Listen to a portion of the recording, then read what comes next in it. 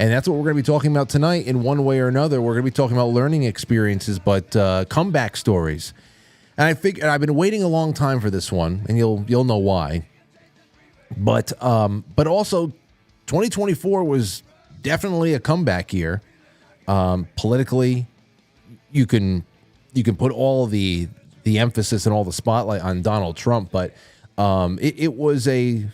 this year was really a statement that people had to make for one reason or another, and it was a statement that people made. What mandates are carried out and to what liking, we'll see.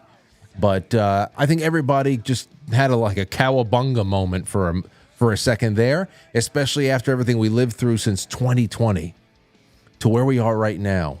And who knows what comes in the future. But, and as I said, as great men have said, you don't want to win the comeback player of the year award more than once. You don't want to do that because that means you have to hit rock bottom again. And tonight at some point, probably in the first half, I'll introduce that topic because I want to hear your comeback stories. Okay, did a financial catastrophe take you from upper class to homeless? A bad divorce, an addiction, anything else that took you on a wild ride to the bottom and forced you to refocus and rebuild your life from scratch. I want to know about that. I really want to know about that. And we already have some great submissions from all over, and hopefully that inspires calls from you guys and gals. And along the way, we'll pepper in some other stories. We'll start that right now. But thank you for joining me on this December 5th, 2024. No matter where you're watching, please give the show a like. If you're watching this after the fact, comment. Chat room comment. I don't mean chat. You chat away, have a good time. But the real comments that matter are the comments in the comment section after the show is over. And let me tell you, a little bit of a scare today too. At least on YouTube. You know, always waiting for the shoe to drop on YouTube. Always waiting for the YouTube shoe to drop. And today, it almost dropped in a big way because I was working and all of a sudden I got a notification that last night's show was being taken down for community guidelines violation. I said, what the hell now? What did I do last night? I didn't do anything. I didn't even show, and it said it was because of violence. Like gratuitous violence or something like that. I said, I didn't even play the assassination footage. I didn't do, what the hell did I do? That's when the scary thing happened. I went to the timestamp, and it actually said it was the Zapruder footage of the JFK assassination that is in the that's in the opening intro of the show. I said, come on now. First of all, I've been using versions of this show that's been in there for the better part of a decade, just on this platform alone, on that platform alone, because we're on 7 right now, whatever the hell it is. And if that is going to be a problem now, I'm going to have to delete 95% of my channel. Now I got to appeal it, and then I got, I waited in line for one of those people to help me in a chat or something like that. They say that they were a human being. It was definitely not a human being. Way too robotic. Finally, I asked for a supervisor, and then somebody a little bit more believable showed up. And they said, well, the appeal's been approved. So that tells me that they said that it was not violating community standards. So that's good. They said, are you sure? I said, okay. So if you start seeing me deleting old stuff here, I wanted to have a new and improved, fresh intro for 2025 anyway, so we'll see what kind of facelifts we can give that. That's just nuts. I said, oh boy. So everybody, again, I don't judge anybody as far as where they like watching 7 o'clock. I understand the ease and the stability of a YouTube platform. I understand it. I wish it was a different world, but if you're over there, it's for the 7 o'clock show, which great. Just watch and hang out. That's all I care. That's all I care about. Just please remember, if we're not here and it's not like a holiday, or if I haven't said, hey, I'm going on a vacation for the weekend and I'm taking Monday off too, if it's a weeknight and it's 7 o'clock and I'm not there, or if the channel just disappears, please remember, weeknight 7 o'clock, quitefrankly.tv, or go to Rumble or whatever the hell it is. Also, one other little piece of housekeeping over here. I know that some of you have been having a hard time with, quite frankly, superchat.com. And I got in touch with Stream Elements. You know, I just have the URL. I forward it to whatever platform that can process super chats universally, which it's something, but it still sucks that we have to do that because, you know, if you're on Rumble or on YouTube and you're watching somebody who is fully monetized, there's something about it's almost like going up to a checkout counter at a pharmacy or something like that, and you just have these impulse buys all over the countertop. A push pop, you know, Ferrero Rocher 3-pack, bocce, whatever the hell it is. All these things you're just I want a Ferrero Rocher. Yes, throw that in there too, please. $1.99. You can't beat that. Just it's right there. So, but obviously we got demonetized on YouTube. I had to come up with something. But I've been hearing from quite a few of you, and consistently enough, where it's starting to piss me off. You're not pissing me off. It is pissing me off that you're having a hard time even, you know, getting, sometimes it's a load, that you get 404 errors and shit like that. So I got to find another way because I got banned off of Streamlabs. I got kicked off of that a long time ago. So I understand. But keep trying because your super chats, your Rumble rants, the gold pills, that really goes directly into network production and what staff I have, whatever I can give, what we can do together, just so that I'm only one man, and this is the best way to mimic having a gigantic team of well-paid people. I've got talented people who deserve more, but I think we're all mainly working for a common dream at this point. So be a part of the solution, and I will figure out a better alternative for super chats because obviously this is not holding up. So sorry about that if you've been getting annoyed. No one is more annoyed than I. All right. Into the grab bag we go. Let's see here. Number one. On nypost.com. Did I have this up? No, I don't. Give me a second. There it is. On the New York Post, headline, Top Doge, Elon Musk. House Speaker balk at Senate report showing only 6% of federal workers show up in person on a full-time basis. Well, what do you know? What do you know? They're being remotely professional. A paltry 6% of federal workforce report in person on a full-time basis, while almost 1/3 of the federal workers are remote on a full-time basis. In a sharp turnaround from the pre-pandemic era in which only 3% telework daily, a report from Senator Joni Ernst's office found, Ernst, who had long crusaded against the rise in remote federal work, is planning to reveal the fruits of her office's year and a half inquiry into the Department of Government Efficiency, DOGE, co-heads Elon Musk and Vivek Ramaswamy during her visit to the Capitol on Thursday. The nation's capital is a ghost town with government buildings averaging an occupancy rate of 12%, Ernst wrote in a blistering report. If federal employees can't be found at their desks, exactly where are they? Musk took note of Ernst's and here's the thing. The federal government should not be this big. It should be big enough, small enough, I should say, that everybody necessary to keep it running on its paltry list of duties. I mean, it's a paltry list in the way that it is, I should say, a short list. It doesn't make the list any less significant. You know, the defense of the nation and representing our interests abroad, all that stuff is very, very important. But, you know, obviously you can't fit everybody. You can't fit 2 million people and that on that campus just to be able to micromanage every moment of a person's life, from education to retirement to everything else.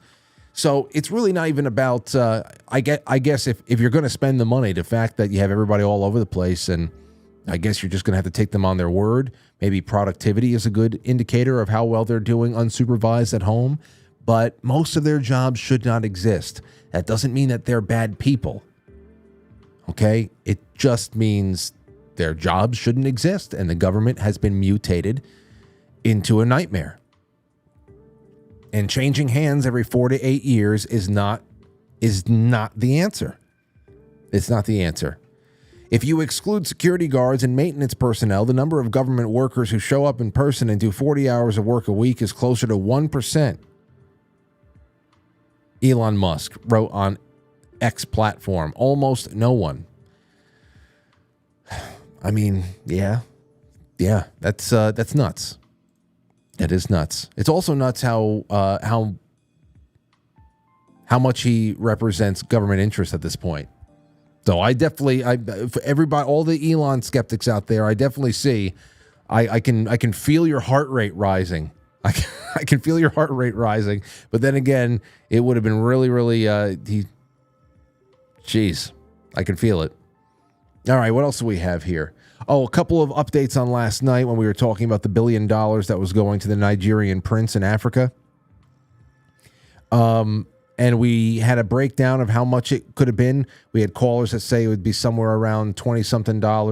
Another caller said it would be about $70. I said that would be about a third of a holiday grocery bill. But then we had somebody call in and say it was about $850, $750 or whatever. And I had 2 emails that came in that are around that area.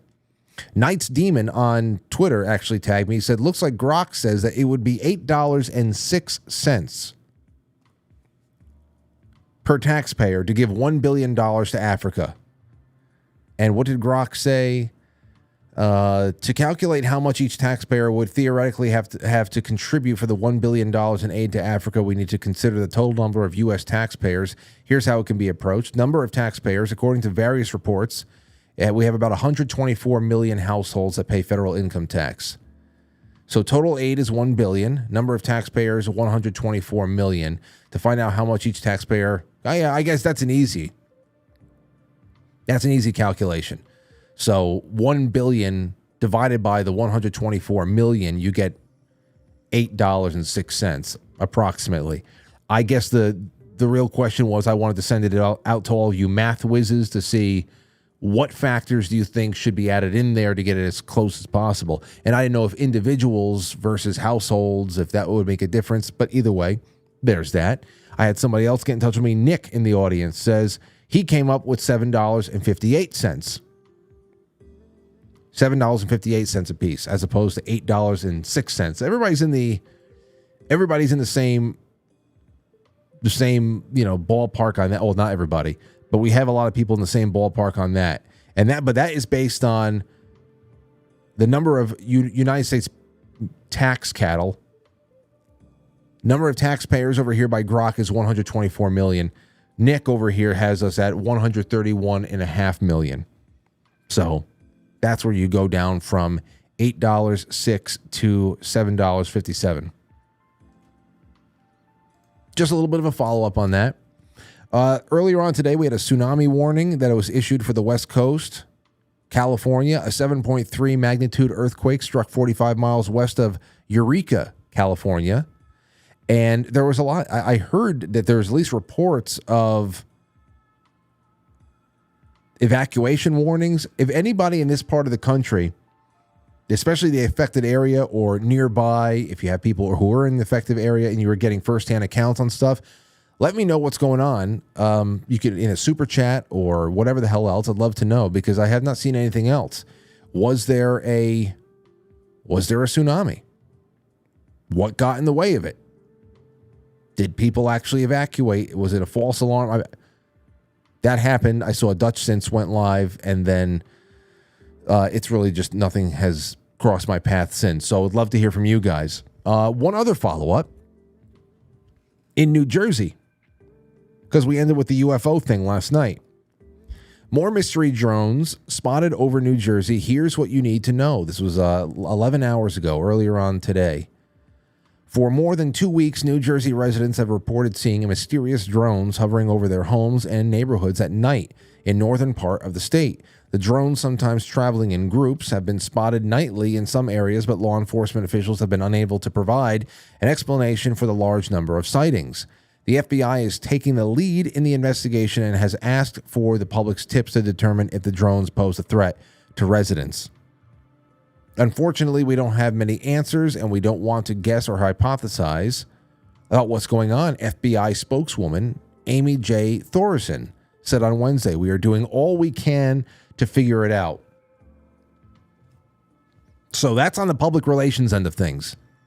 The FBI making statements, at least creating a front of uncertainty, which in and of itself gives people an understanding that this is that this is something that is outside of the bounds of any significant authority, local or federal at this point, and that they could have gotten anywhere close to restricted airspaces, and federal law enforcement is trying to cobble together some ideas as to what's going on is really insane, especially given the fact that these drones are big and sometimes they're moving in groups. You would think that it would be the easiest thing in the world to track, and one night of observation, you should be able to see where these things go back, right? They have to come back to their origin point. They have to go back to some kind of a bat cave, whatever the hell it is. What the hell? Anybody that works with drones, either recreationally or professionally, if you got the FBI on your ass and you're flying drones out there, sometimes in groups of 5 to 6, and they're the size of small Volkswagens, how the hell can you be evading even the feds after 2 weeks and have nobody figure out where the drones are going back to dock at the end of the night? Makes no sense. But just throwing it out there again, throwing it out. Now, there's a lot of ups and downs in the crypto markets. I'd like to do a little bit more on that because I'd like it's been a while since we've talked cryptocurrency, and I'm not really one that could talk about it with any kind of authority. So I like asking my innocent, naive questions, opening up the lines, have other people who are naive and ignorant about things call in and ask their questions, and those of you who know your shit calling in and having a big mixer. But this Hawk Tua girl, boy, oh boy, am I so glad. Listen, the internet is the internet. If you grew up with it like we did, you understand its nature from a long, long time ago. There are so many things going on at once, so many things you'll never even hear about. So it's ridiculous to ever feel the need to have an opinion or a stance on any one thing or everything, whatever. You can't, and it's ridiculous to have to. I didn't even want to look. There's so many things out there that I would hate, that I would like, I'd be indifferent about. And for the most part, I don't have time for a lot of shit. This chick, man, I have hated every moment of her popularity. And I've not talked about it at all because the whole thing is just, sometimes you just look at people, you're like, why are you feeding into this? I have put my attention into frivolous, stupid things before, but this just, ugh. And apparently the Haley girl, who was known for sloppy blowjobs, who threw out a first pitch at Met Stadium at Citi Field for good luck. I guess she had a cryptocurrency or something like that. And this is from Block News. Just in, Hawk, I guess that's the name of it, pumped to $500 million and then retraced to $90 million in market cap within 10 minutes. And apparently she made off a lot of money here. People said that there's this one guy said, "Hi, Haley, so-and-so. My $35,000 that I purchased on Hawk is now $2,000 after 10 minutes of buying. I'm a huge fan of Hawk Tua. Are you? But you took my life savings." That is you. I mean, listen, you deserve it.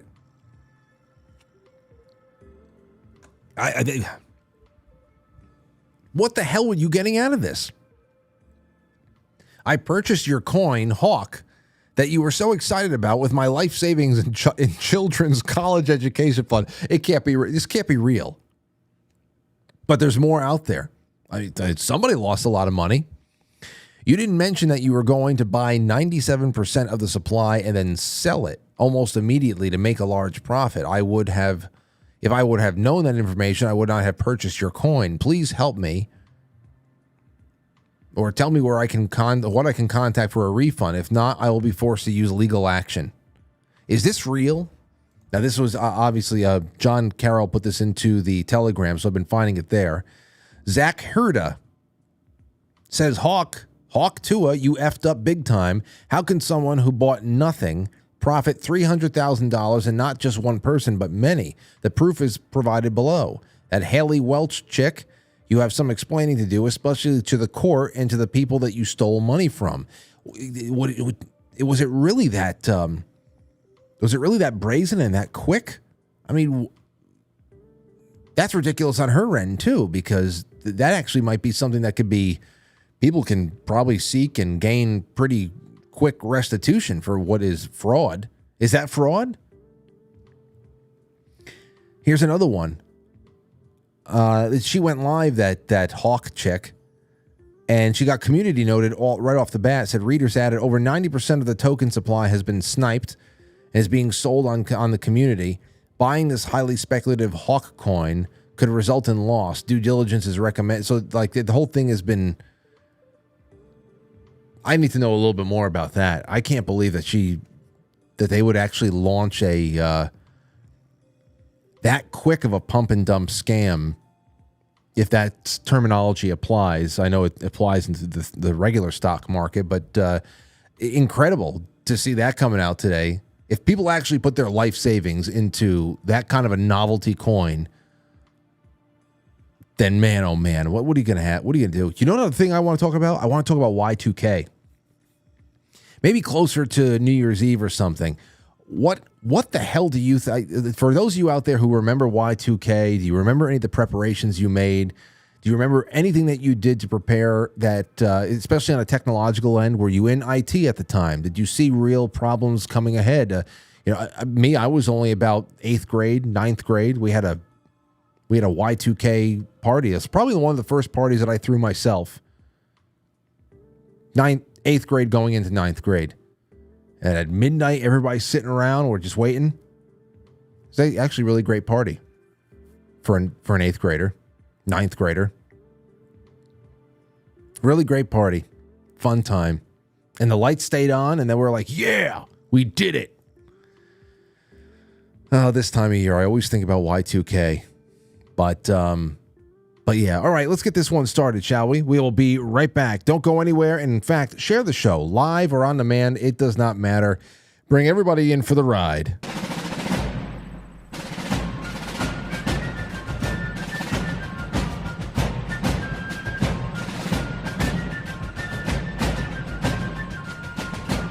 You let one ant stand up to us, then they all might stand up. Those puny little ants outnumber us 100 to 1. And if they ever figure that out, there goes our way of life. It's not about food. It's about keeping those ants in line. That's why we're going back. Does anybody else want to stay? Let's go!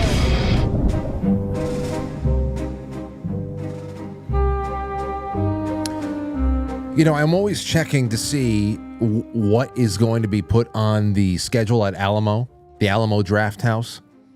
For those of you out there who have an Alamo Drafthouse theater by you, or any theater like that, where you can actually go to the theater, you can sit down, you can order food, drinks, all that stuff. They have strict no talking, no texting policies. They will bounce people out of there. It's the best way to watch movies. It's the only way that I've watched movies for, I don't know, God knows how long. It's been a long, long time. I've been a very, very big movie snob. Only the Alamo now. So, I go and check there all the time, because the best thing about Alamo, too, is that in between some new releases that you may have some interest in, I've seen a lot of mixed reviews about Gladiator 2, but I'd like to go and peek in on it. But they play a lot of old films, and they got a lot of good ones coming up over the next few weeks for Christmas. You know, there's, National Lampoon's Christmas Vacation. There's, I forgot what, It's a Wonderful Life brunch. I think that is on Christmas Eve. But on December 23rd, Monday, December 23rd, there's a showing of Eyes Wide Shut. They always play Eyes Wide Shut in December, which is good because it is a December film. And we went to go see Eyes Wide Shut there one year, and it was so awesome. But I got to go back and do it again. I don't think I'll be able to do it on Monday the 23rd because it might be the only night that we're live on Christmas week, because then it's Tuesday, the Christmas Eve, 25th. Usually take the 26th off, and then Friday the 27th, it's the only day of the week. It's my mother's birthday. I might as well take the whole week off. So that's what I'm thinking. 23rd in here, maybe I can get my family to sit down with me. And if not, I'll just be the orphan boy on Christmas Eve. All right, so before we get into the bigger stories and then we get into the main topic, I want to throw this out to the ladies because I saw this from, what is this, Northern Ontario. This is a Canadian news outlet. Man severely injured, saving his wife from a polar bear attack in the far north. Damn. Man was severely injured Tuesday morning when he leapt onto a polar bear to protect his wife from being mauled in the far north community of Fort Severn. A neighbor showed up soon after and shot the bear right in the fucking face and then retreated into the woods. I wonder if the bear's still alive. Spokesperson in the Nishnawbe Oski Police. Nishnawbe Oski Police. Is that how you say it? The police service said that the man is recovering from severe injuries to his arm and legs and is expected to make a full recovery. He better get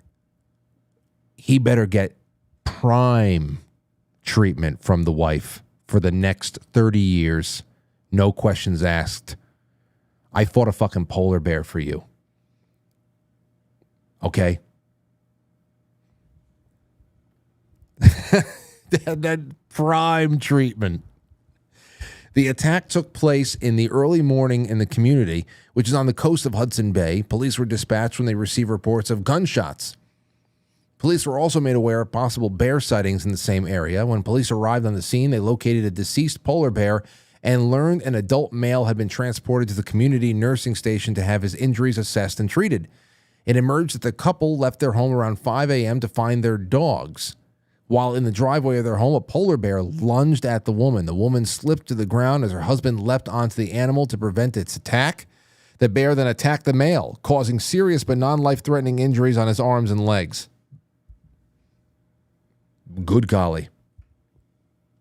As the attack was still taking place, a neighbor arrived with a firearm and shot the bear several times. The bear retreated to a nearby wooded area where it died from its injuries. In an email, police spokesperson Scott Paradis said polar bear sightings in the area are common. An attack is rare, but not unheard of. Wow. So, ladies, what do you think? What do you do at that point? You're always going to have a debit balance. All right? I'd have to imagine your man fights a bear for you. I guess anybody. If your wife fights the bear, if the bear jumps at you first and the wife manages to get the bear off your back somehow, then, whoever is the one getting rescued there by the other is in a debit balance for the rest of their lives. How do you make that one back? Unless, of course, the polar bear family comes seeking revenge, and then it's just like an all-out battle between man and bear. Both families going at it, and then you just gotta, it's like, Game of Thrones or something like that at the end. The long night. I also have this. I guess you can put this onto this list. I thought it was funny. I found it on Instagram. Most attractive male hobbies. Ladies, I want to know your opinions on this. The most attractive male hobbies to women. This is very, very scientific. Very scientific. Number one, this is 99.2% Asian voice impersonations. That's most attractive male hobbies to women. Asian voices, Twitter burners. Okay. I guess that's burner accounts on Twitter, so you can do your thing and be anonymous. Beer dye. The Indian voice. If you can do Indian voice, we love it. We know that you love it too. Gets you very moist. Hazing, of course. I love this. Hazing comes in at 95.1%. Women, 94.4%. Women love when their men are good at hazing people. Locking in. That's a good one. 93.8. You can lock in on anything. You can lock in with, mowing the lawn, building a trellis, playing Call of Duty. You're just locked in.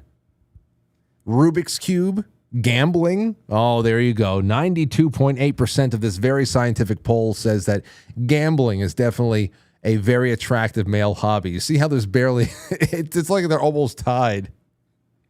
Spreadsheets, doom scrolling, just laying on a couch and scrolling through the reels on Instagram for hours and hours without looking up.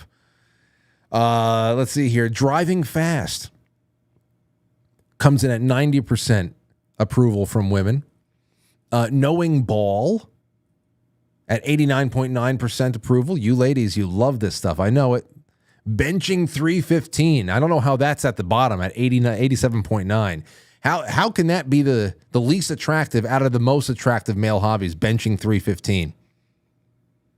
So, but I have to imagine that adding fighting off polar bears has got to be on there. That's got to be like 100%. Oh, Riri. Somebody in the comments said, what, no Borat impressions? Yes, I know. Gaslighting was number 16. Leading with Asian voice was crazy. Doom scrolling, Balkan rage. I love this. I don't know. So most attractive male hobbies. Sure. I love that. So you guys let me know. You ladies let me know.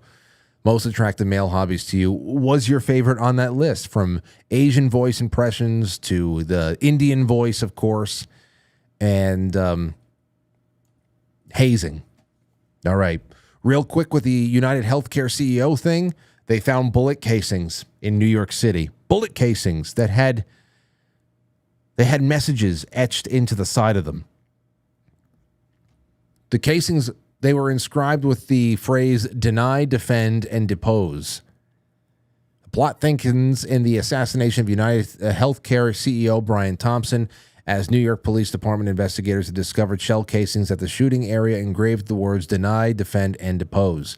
Now, it's gotten out there that there's a Department of Justice investigation that's going on here, that he was going to be a part of it. I don't know what they're investigating. I don't know what he was going to testify about, but if he was if he in some way was posing a threat, and his testimony and this investigation was the motive behind the assassination, I don't think that they would send a sloppy kid, because it's very weird what's going on here. Although now there's more and more to suggest that this is a person who is upset with being denied coverage or something like that. It's a class warfare kind of a thing. Of course, all the people who hate guns, especially the leftists who hate guns, are finding it hard to empathize or be upset about something like this. So guns are okay if the rich are killed because they're sour little fucks. I just think about this right now. Can you imagine if this came out a couple of days before we talked to Chris Hamilton? That was his name, right? Hamilton. Our health insurance guest from a few weeks ago. What a great episode to go back and listen to there, to talk about the inanity of the insurance industry and what it was, what it is now. It is definitely predatory. There's things need to be, but the problem here is that most people, they're feeling the effect of a predatory system that has grown out of control and has grown and reprogrammed itself to do nothing but just sustain its own growth, and putting people it's supposedly trying to help and provide services to on the back seat to massive amounts of profits. And, that in itself is something that I think we all can feel. It's a lot harder to obtain quality health insurance that is not going to put you in a financial position where you are literally working 100% of the time to do nothing but pay your premiums.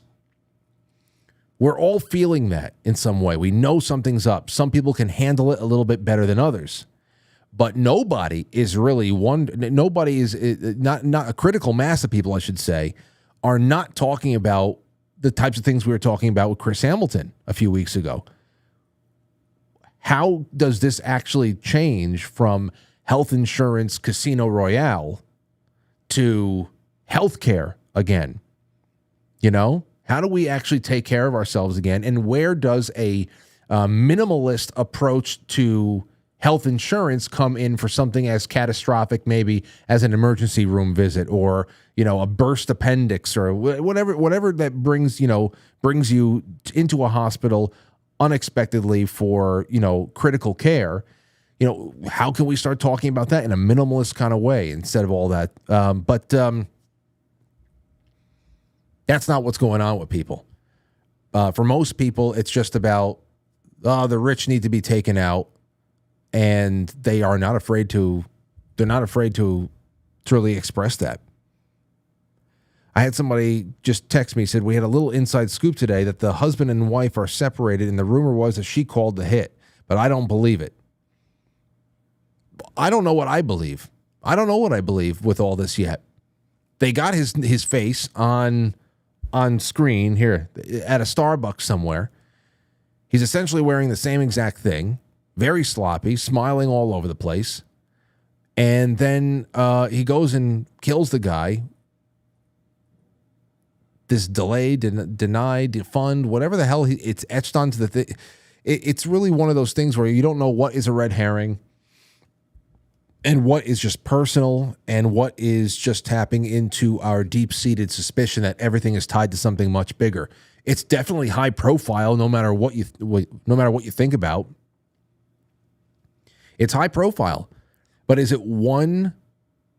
Is it one burned guy? Maybe a mother or a grandmother. Somebody was denied critical care. They could have, their lives could have been saved. Maybe he's terminally ill himself. Who knows? It seems, it's just the first time that I've ever heard. Maybe CEOs of these companies are threatened incredibly all the time, but it's the first time that I've ever seen somebody go right to the top.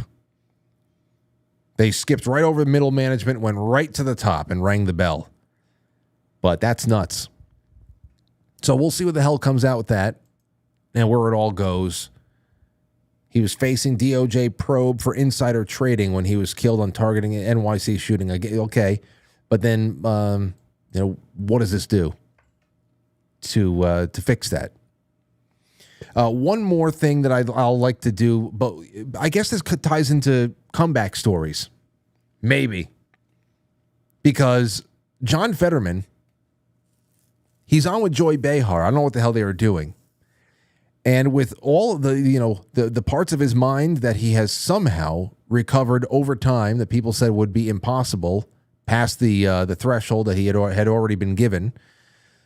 He really just destroys Joy Behar in an amazing way. The Vigilant Fox says Joy Behar dies inside as John Fetterman explains that Trump's New York trial was politically motivated. Unbeknownst to Fetterman, he called out Behar to her face, condemning people who were gleeful to call Trump a convicted felon. It turns out he made that statement to one of the worst offenders of that time. When Behar heard this, it was as if the life had been sucked out of her. What a truly embarrassing moment for her. It's a minute and a half, and then we're getting into our main topic for the rest of the evening. So take a look at this. John Fetterman, let's see what he has to say. It is his son, after all, and people do have sympathy for that. But a lot of people are angry with him about it. What do you say?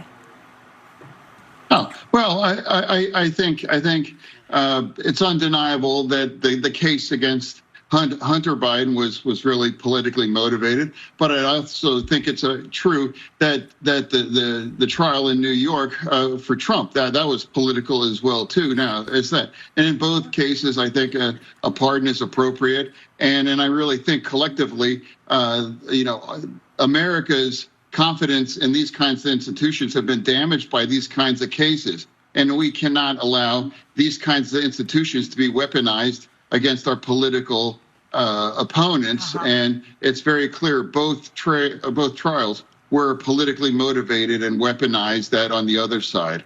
They'll say that about the J6 people too, though, right? That's what they're going to say on the other side. That is weaponized also. I'm not referring to that. I'm talking about the New York trial. And now the Democrats on our side there were some that were gleeful, calling it like, now he's a convicted felon and those things. And now for our party, we were talking about criminal justice, and we are now talking about second chances. And now all of a sudden now you're like, well, he's a convicted felon and all these things.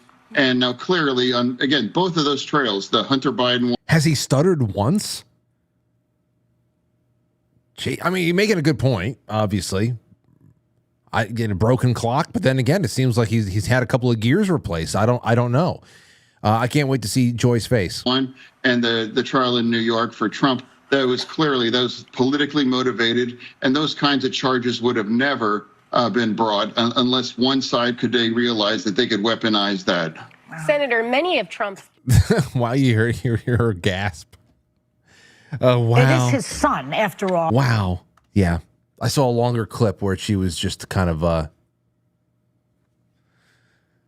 mulling over it. Just don't let it stick. Let it roll down your back, Joy. Yes, I know. I remember she was the one that kind of wet her pants when, Trump was talking to the Russians. When Brian Ross at ABC crashed the stock market, when he reported a wrong date, when Michael Flynn was talking to that Russian ambassador during the transition after the election was already done. So Joy has just been like fumbling over herself to be like, to dance on anybody's corpse at this point. But just again, Fetterman, he's not my senator, and I got nothing to say about that. A lot of people have a lot of ill things to say about him prior to his medical issues, but I can't believe what a comeback, huh? What a comeback. All right, so here's what I have for you tonight. It is 7:43, and we got the rest of this show, we got the rest of this hour, and all of next. That I want to start taking calls from you guys. And the topic is, since especially 2024 was the year of the comeback for a lot of people, the topic is, have you ever lost it all and had to come back? Did a financial catastrophe take you from upper class to homeless, a bad divorce, an addiction, anything else that took you on a wild ride to the bottom and forced you to refocus and rebuild your life from scratch? Now, when you call in, I'd love for you to lay it all out there. Just get right to the point. Tell us what the hell happened and where you are now and what's going on. So a lot of people have gone through this, had to rebuild themselves multiple times. It is a Thanksgiving kind of a story. It's a story. It's a subject matter that I think would be really great to take with us deeper into the holiday season and, of course, into 2025, where we all have a duty to be optimistic about what we can make for ourselves, our families, and together as a community of people. And it's growing more and more obvious to me that community is more than just physical. There are digital communities of people who are picking people up. They're picking each other up. There are little mini economies that are popping up all over the place. People have found lifelong friends through the internet and have actually had that impact the way that they plan for their future, especially when it comes to relocation and people, all migrating to one place so they know they can be with like-minded friends and family and everything else. It's really something, and that is a part of the rebuilding as well. As a group, we've kind of been dragged down to the lowest of lows. 2020, especially like February, March 2021. You remember that? We talk all about the actual lockdowns and shit like that, but February and March of 2021 was abysmal. That was abysmal. Like, a lot of people were still kind of catatonic again from the fact Joe Biden is really the president. Did we just see all that? We're going to have people are being hunted down all over the the U.S. We see what this January 6th thing was really just only starting to become before the major investigations and all the tribunals being put together and the post-presidential impeachment attempts, and it's crazy. The censorship everywhere. It was a lot, man. It really was. So there is that. We can think about things that we've done together, but individually, on an existential level, everybody lives as an individual. And here's what we have here. I want to just do a couple of these. And I'm going to put the phone line up. It's 914-200-0269, 914-200-0269. I want to hear about your comeback stories, okay? And here's one from Patriot Czar, who says, Frank, multiple times I've had to come back. Separation from the Navy, 2 divorces, a Chapter 13 bankruptcy, the real estate market crash of 2009, to name a few. Currently stable, but there is only one thing in life that is guaranteed. Things change. There is no such thing as security. The best planning can go south quickly, quite frankly. Place your faith in God, not yourself or others, as they will all perish. Now, that is a resounding theme throughout all of this. People finding spiritual fortitude throughout the years. No doubt about it. Here's one for you again, and then I'm going to start taking your calls, which are already coming in. Narco Nurse 66. This was on the Quite Frankly thread. Yes, multiple times, actually. The first time was when I left Florida with my 10-year-old son. Fleeing a very abusive relationship, we only had what I could throw in a car at 1 a.m. before the cops told me it was too dangerous to go back to the house. It took me 10 days to drive across country, landing in a far northern Idaho, a place I'd never been to before. Trying to work full-time at minimum wage, $7 an hour then, and start college to better my life, all while raising a 10-year-old son, with both of us diagnosed with PTSD. It proved too much. I have multiple autoimmune conditions, and with no health insurance, they were going to garnish my wages, leaving me with no rent money. This led to my second major life change and starting over with nothing. My son's aunt in New Jersey said that she would help with my son. They're very rich, and they could have him in the best schools. I was not going to send him across country to be raised without me, so once again, I packed my car and drove across country, landing in New Jersey with less than $20 in my pocket. My son had a place to stay with his aunt, and after I enrolled in nursing school there, I found a job, and my first 2 years were spent sleeping on the concrete floor at my work. My job was a dog groomer, so I would get up early and wash in the grooming tub. I eventually found a room to rent for my last 2 years of college, so my son can come with me on those weekends. I graduated with a BSN at 45. The same year my son graduated high school, I immediately drove back to northern Idaho, where I'd fallen in love with the country there. For 3 years, life was good for me. I had a good job. A good job that I loved, and health insurance to finally start treating all my health conditions. Every extra penny was going to pay off student loans, so there was no savings. My goal was to pay off all loans in 10 years. Well, in 2015, I lost everything again. A bad surgeon caused me to develop a painful neurological condition that left me unable to walk, drive, or work. In one day, I lost everything, going from being physically active and working to wheelchair-bound, needing a caregiver to drive me and do most things around the house. As I only had worked for 3 years as a BSN, I had no vested retirement. I fought tooth and nail to finally get into disability Social Security, and that is what I live on today. So it's big. It's a big thing to be able to come back, and some people are on the ascent again. Some people are trying to put pieces to get together again.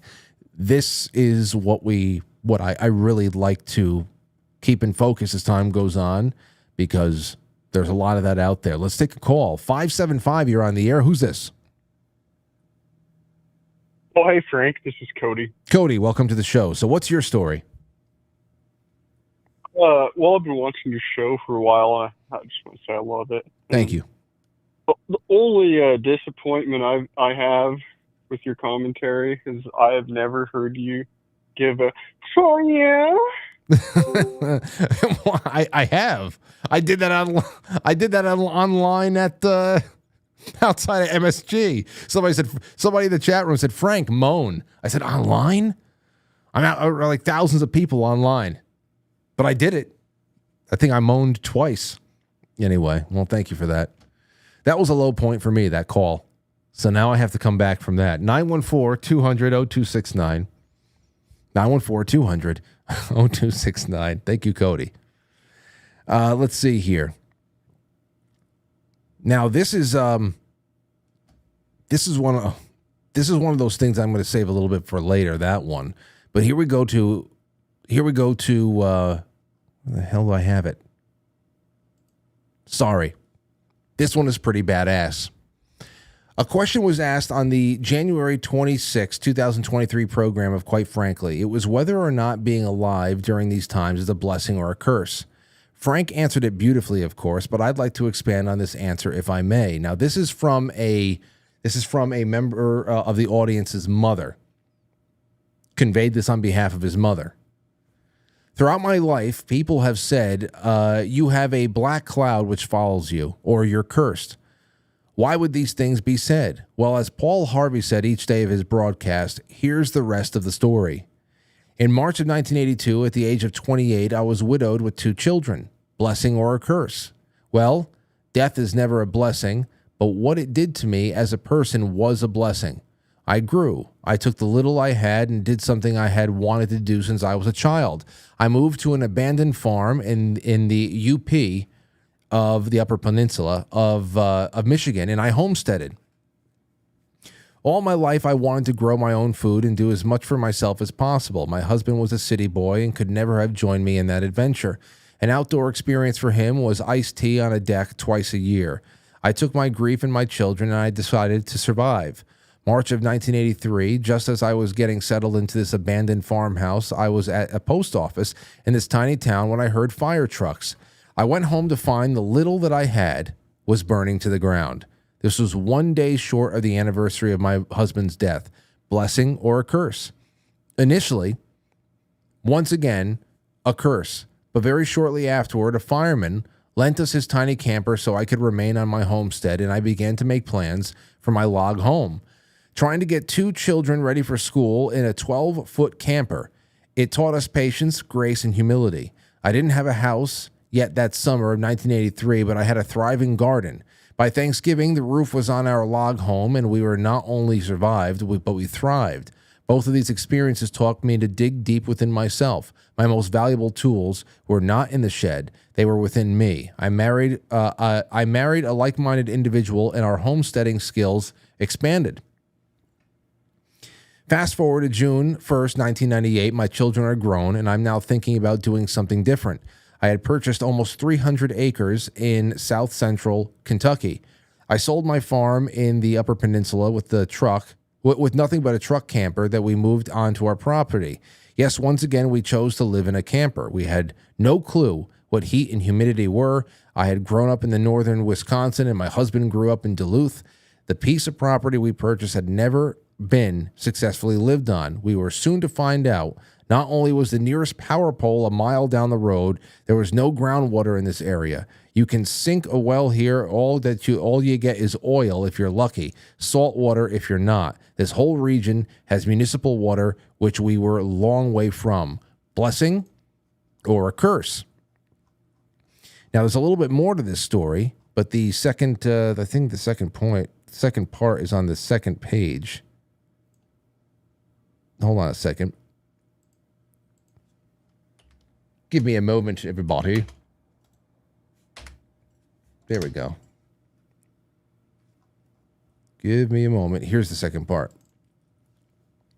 Sleepless night in my truck camper. Once realized about 2 a.m., one sleepless night, I thought of a system where I could collect rainwater from the house that we would build, run it underground to a large cistern, put a submersible pump in it, pump it back to the house where it went through an all-house filter, and we could have great soft rainwater free of any municipal source. We had lived there almost 25 years now, and it's been a wonderful system both at the first house we built and the second one.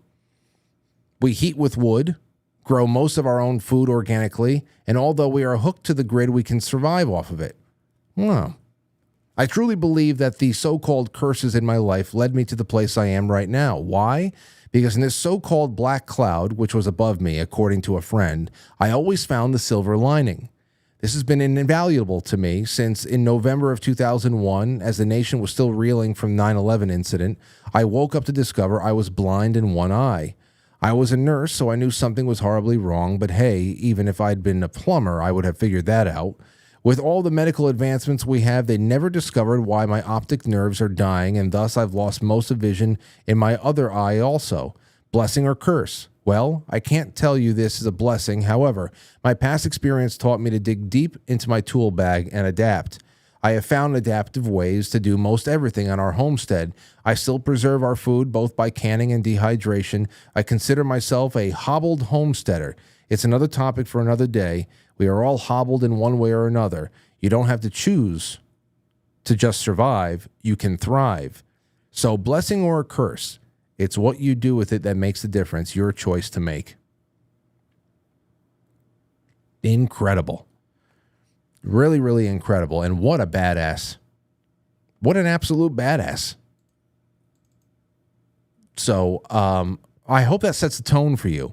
Now, it's 8 o'clock. And I'm going to give you guys and gals something in the chat room. I'm going to give you because I have to run down the hallway to use the bathroom. So I'm going to give you a choice. I have 2 music videos I can play from my band. I can give you Vapor, press 1, or Suffocate the Dream, press 2. 1 for Vapor, Suffocate the Dream 2. Both amazing songs. I love them. I love playing them. I love recording and writing them. I love listening to them.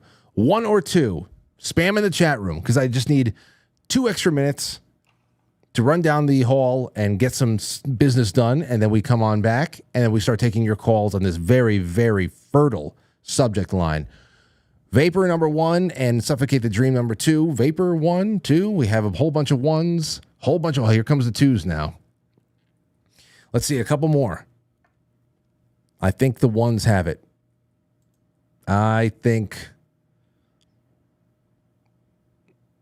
Yep. I think the 1s have it. All right, everybody. Enjoy Vapor. I'll be right back, and we're taking your calls. Keep the mindset. I want to know your stories. Don't go anywhere. Time doesn't have an intention. Roads are only inventions. Plans are just writings on paper. Thoughts are a lot like paper. Thoughts are a lot like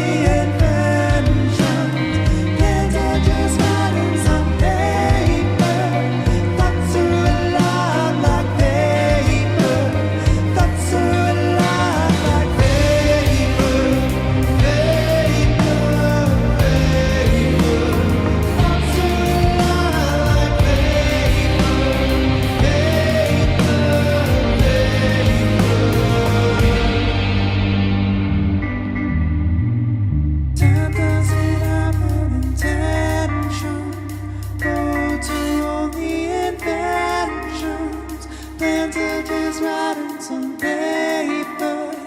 Thoughts are a lot like paper. T's turn to X's on paper. Thoughts are a lot like paper. Thoughts are a lot like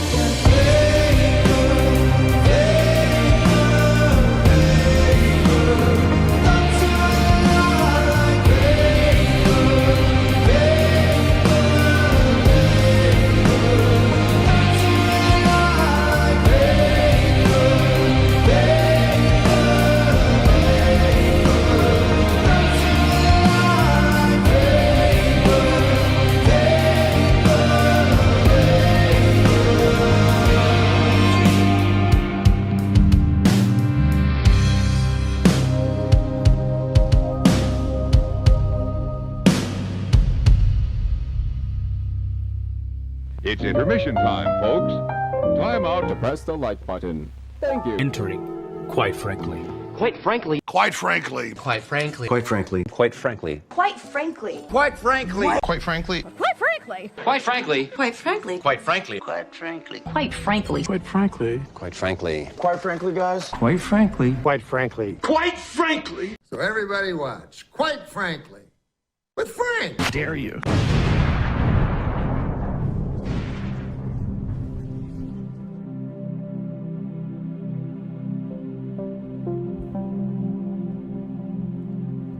All right.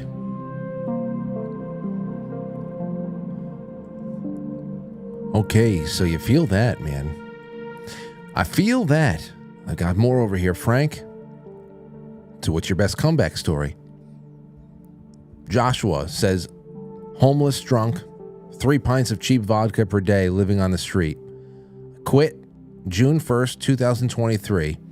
Back in school, 3.93 GPA, a girlfriend, my own place, exercising, meditation, hockey referee, and I'm happier than I have been in 25 years. That's a great comeback story. Plenty more where that came from. 914-200-0269. April, welcome to the show. Go ahead. Hi, Frank. I am so happy to get you. Oh, my goodness. I love that song, Vapor. I love your show. I listen every night. God bless you for all you're doing to relieve our sense of insanity that's going on in this country. It's so nice to get a little bit of variety from what you do. Well, thank you. I will share the comeback story. Go ahead. When I was 42 years old, I had a stroke. It was a massive venous sinus thrombosis. It was both ischemic and hemorrhagic stroke. And I went from 145 IQ to 80.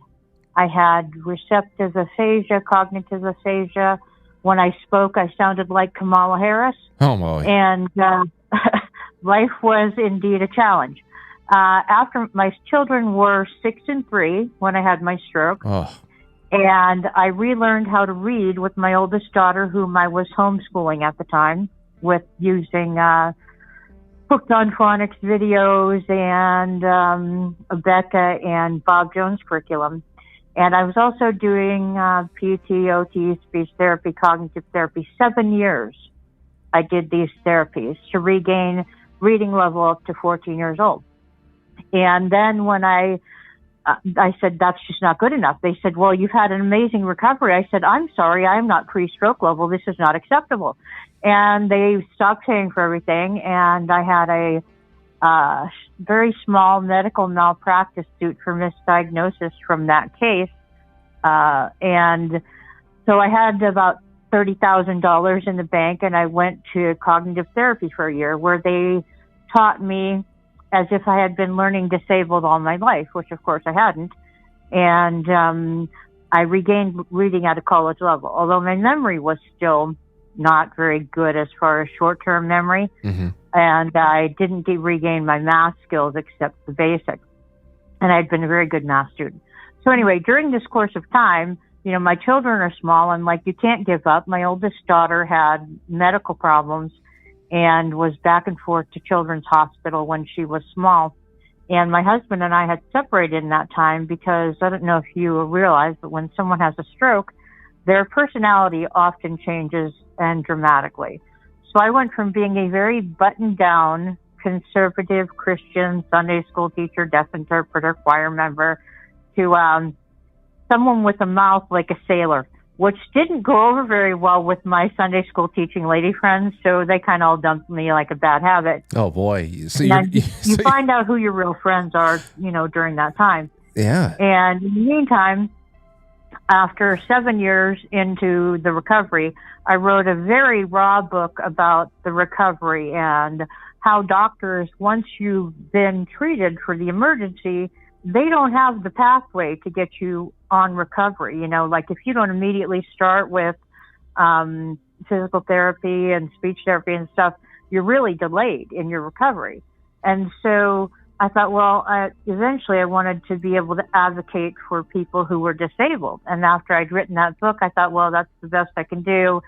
I'm still brain injured. I have the executive function issue, which is rather tough to control, the cussing like a sailor on occasion. It's kind of like having Tourette's. It just comes out. I hope that April, in some way, watching this show, allows me to do the cussing for you, and you can just do you ever feel like relief vicariously through me?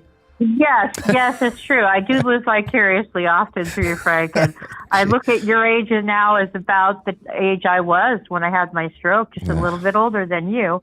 And this was 17 years ago now. Okay, so the 7 years of recovery, and then I worked very hard with the reading and increasing my reading levels. And when COVID happened, we all kind of had a big shakeup that everybody can work from home, right? I thought, well, damn, even though I have, chemical allergies that won't let me work in an office because I have anaphylactic reactions to chemicals as part of the brain injury, I could work from home because now everybody's working from home, except all the things I used to do, which were basically caring for developmentally disabled children and adults and interpreting for the deaf, all those things you can't do from home. So I decided, well, okay, I want to go back to school during COVID and get a degree. Now, I didn't know if I could do it because of the academic part. I wasn't sure I was prepared. So when my youngest daughter was a senior in high school, I went back to school. She was cracking over COVID. She developed, she was diagnosed with autism right before senior year. Hadn't had any evidence of that previous. And then had a host of other mental health conditions, gender dysphoria, a whole host of things that happened during the COVID era. And so I'm like, okay, I got to go back to school in order to help my kid. And so I wanted a degree that would let me advocate for both my child and for myself and others that had been injured like myself. So I went back to school at Liberty. I'm in my senior year, the psychology degree minoring in autism and pre-law. I'm also an A student, by the way. So I was able to academically recover. My IQ is back to 135, although, that's been professionally tested.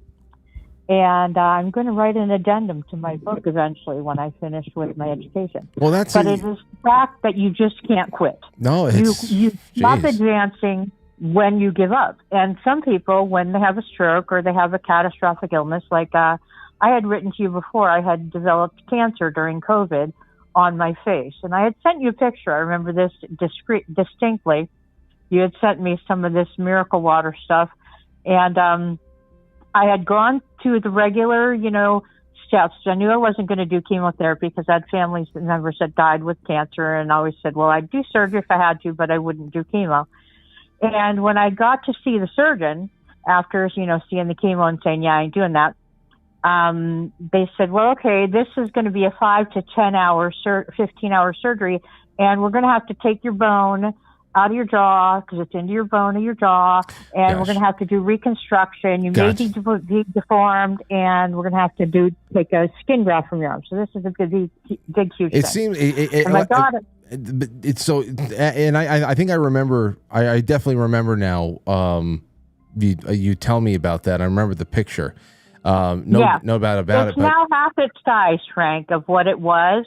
I started with the FLCC.net doctors and their cancer protocol, which you'll see on True Social under Florida Sharkman and other people. But I started with the doctor that was an oncologist. Her name's Dr. Ruddy, and I did a consultation with her. She's a breast cancer oncologist. She oversees this trial.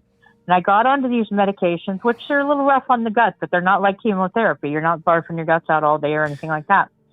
And I've been on about 6 weeks, and it has shrunk to half its size. Well, what I'm getting by the end of January to be gone. What I'm getting from this is like you said before, when you put yourself on that kind of a timeline. And April, thank you for all the sharing tonight. And I wish we can go on and on, but I got to take some more people on here. But what for you to take us from that point of, man, I mean, getting leveled like that from a point where you have a 6-year-old and a 3-year-old, I think about, I mean, damn, to be able to take over and to be learning alongside of now a 6-year-old at her level.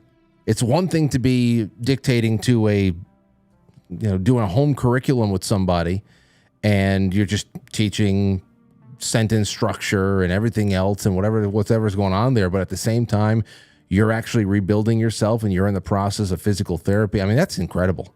And to go all this time here, man, I remember those pictures. So I'm glad that things are healing up for her too. All right. So comebacks, more. All right. Let's take another call. Here, caller, you're on the air. Go ahead. How's it going, Frank? Who is this? Who do I got on? You got Doug in Dallas. Gotcha, Doug. I see a Douglas popping up, but I am always very hesitant to say the name because it's usually somebody's wife or somebody's husband, and it's not the person I'm talking to. So, Doug, I'm glad it's you. Go ahead. Yeah, I think I called you like 10 years ago. Wow. And it was about, have you ever had a spiritual, like, love affair? Like you saw somebody from a bus kind of thing. Oh, that was like, well, man. If that was 10 years ago, that'd be nuts. But I don't think it was quite 10 years ago. It was maybe 8 or 7, or I lose track of time. But yeah, it was a while back. I remember. I'm trying to find the right wording for what the topic was, but it was about almost like ships passing in the night. Somebody, bingo. Somebody, yeah. you saw somebody on a train. You saw each other. And you had a connection. You had a connection. You had that moment. And you never saw each other again.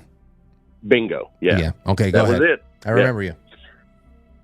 All right. Well, that's it. You may not call this a success story, and I'll make it quick after that. I used to be very, very, very wealthy and making about $500,000 a year. And I grew up poor. Trailer house on the lake in a trailer park kind of thing, blah, blah, blah. Well, the last couple of years of my life with my wife in 2006, we just weren't agreeing with one another. And I ended up leaving her. She cheated on me and I caught her. And so I just left and I took the kids and they were seniors and juniors in high school. And I came out to my lake house, which is, what it is. And it's not a wealthy lake house. And, I think our estate was worth $3.8 million. And for the divorce, her best friend was the mayor of the town. And I fought her for a divorce for 7 years. And I just woke up one morning and said, I'm not going to do this anymore. I called and fired my second lawyer. And I called her lawyer and I told him what I wanted. I wanted out of this. I didn't want any money. I think at that point we were agreeing somewhere about $1.9 million was coming my way. And I didn't take anything with me. And then, of course, 18 years later, I'm talking to you on the phone. I'm a happy man. I'm like Mr. Wilson. The kids all come here, I'm a gardener. I love my life. I found myself. I found happiness. I found my savior. I found things that I did not expect stepping out at about 40, 45, I think I was. And this was in walking away from what money that if you just had stayed in the fight a little longer, you would have at least been able to take with you on the road. You just said take it all. Yeah, a retirement. I gave up $1.9 million that morning. Just to be free. Yes. Yeah. That's powerful. And I just, I don't tell people that because they, they're just like, yeah, right, sure, like you're stretching the story. But this is an actual story. I mean, it's really happened. Now, to the benefit of this, she just lost it all, and the company fell apart, and she lost the land and the 4,500 square foot house. She lost everything. 8 years later, whatever it was. So, but I just wanted out. I wanted no responsibility, no ties, no nothing. I was just waking up every morning for 7 years and fighting a divorce. I really just, the money had became nothing to me. My time meant more than money. That's huge, Doug. And that's exactly what I'm talking about here. And here's the thing, divorce, relationships falling apart, whether you're married with no kids, married with kids, it doesn't matter. It's always going to be a pain in the ass. Some people who are, I don't know how many people are able to do it amicably and keep their shit together. But, for that is a very arduous task right there. And that it has to be one of those paths, one of those timelines for a person where it leads them to their financial and social ruin. A lot of people lose a lot more than just houses and money. They lose all their friends because people feel like they have to choose between one person or another. I mean, there's a lot of things that just gets turned upside down. And the fact that you're coming here with this story about actually calling off the dogs and not having the law, you made a choice. It wasn't something that happened to you ultimately. You made a choice, and it was a free. It was ignorance would have you fight 7 years and then fight another year to finally, because you're so close at that point. Right. And but to just give it away, and I'm telling you, at our wedding, somebody, her family was very wealthy. And somebody had given us a bottle of champagne. I think it came in a wooden crate and grass. It was from Italy. It was very expensive, $700-800 bottle of champagne. And when I left her, I brought it with me. And me and my buddies sat on my back porch looking at Lake Tawakoni that day that I came home from work. And I told him, I said, hey, I called my lawyer, and fired him, what I just told you. And we opened up that bottle of wine and sat there and started to drink it. It tasted like shit. So we poured it over the rail in the grass. So Yeah, I know. The $800 bottle of champagne that tastes like shit. You go buy a $20 bottle of Corbel, and you probably have a better time, right? It's just bingo. Wonderful perspective in all this stuff, and just how the happiness, what was on the other side of that is freedom. Yeah, freedom. I know. I haven't dated in 10 years. I mean, I'm just at this beautiful spot in my life. Beautiful. I'm happy for you, Doug, and thank you for the call. All right, buddy. A great call. That's a great call, and it was a choice. Imagine taking that. Imagine saying, "Hell, well, I'm almost there.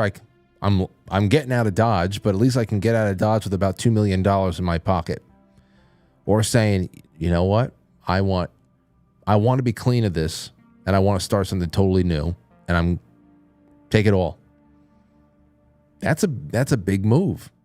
But it's almost like that, when people are I've seen a couple of motivational speakers use this one line about asking people, would they take, a $10 million buyout, $10 million. Would you take $10 million if you knew that you were going to die the next day? Something along those lines. And ultimately, what the moral of the story is, that tomorrow is worth a lot more than $10 million to you. you hope that a person sees that just having tomorrow, life, is worth a lot more than just being filthy rich right now. And I know that wasn't the biggest thing right there, but there is a financial aspect to Doug's story where that money didn't mean anything compared to being happy. It could enhance happiness in some kind of a way, fulfillment with your experiences because you have more access to do things. But hell, anybody that had any happy moments over the last 4 years, I didn't do any major. I mean, anywhere I went, I drove. Definitely didn't go see the rest of the world.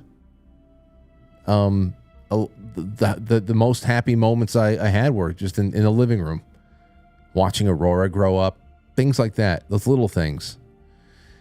The Christmas tree. So, all right, there's more. Let's see. Comeback story. Here's another one. When I was 23, Kirkland says, when I was 23, my ex left, ran up credit cards, wrote checks out to cash instead of paying bills. And when they shut off all the electricity, packed up her stuff and moved to California with her side boyfriend. Since her parents had been divorced, she used every trick she could before she left.